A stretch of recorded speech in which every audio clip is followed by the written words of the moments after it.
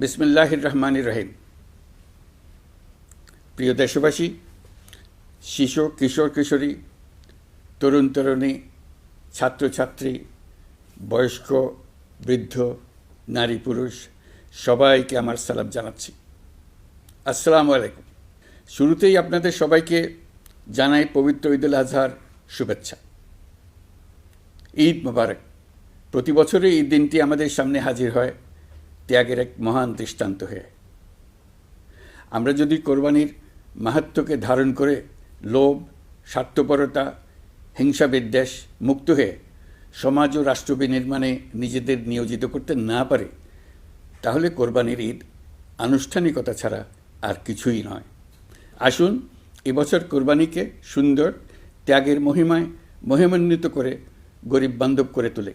প্রিয় দেশবাসী, কোরবানির পশুর চামড়া থেকে অর্জিত আয়ে আমার আপনার দরিদ্র আত্মীয় পরিজন, প্রান্তিক জনগোষ্ঠী ও দেশের লক্ষ লক্ষ মাদ্রাসা শিক্ষার্থী উপকৃত হয়।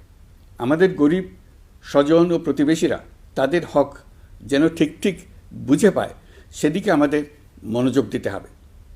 তবেই এই উৎসবটি হয়ে উঠবে ধনী গরিব সকলেরই উৎসব।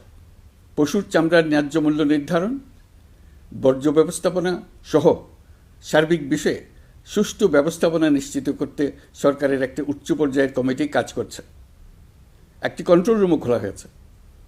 কোরবানির চামড়া সংক্রান্ত যে কোনো সমস্যা, অভিযোগ ও পরামর্শ এই হটলাইনের নম্বরে ফোন করে নেওয়া যাবে।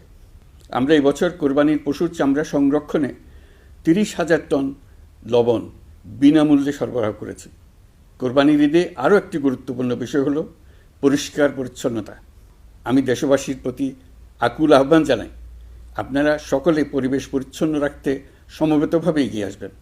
বিশেষ করে তরুণ তরুণীদেরকে এই বিষয়ে দৃষ্টি আকর্ষণ করছি।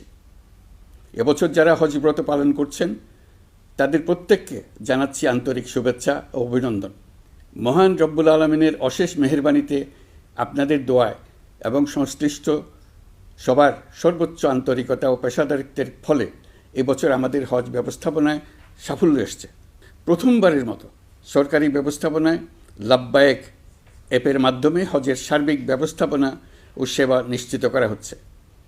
এখন পর্যন্ত হজ ব্যবস্থাপনায় কোনো অনিয়মের খবর আসেনি। টাকা দিয়েও হজে যেতে না পারার যন্ত্রণা কাউকে কাঁদতে হয়নি। হজ ক্যাম্প কিংবা বিমানবন্দরে কোনো হাজিকে প্রতিবাদ বিক্ষোভ করতে হয়নি। প্রথমবারের মতো সরকারি টাকায় কাউকে হজে পাঠানো হয়নি। প্রিয় দেশবাসী,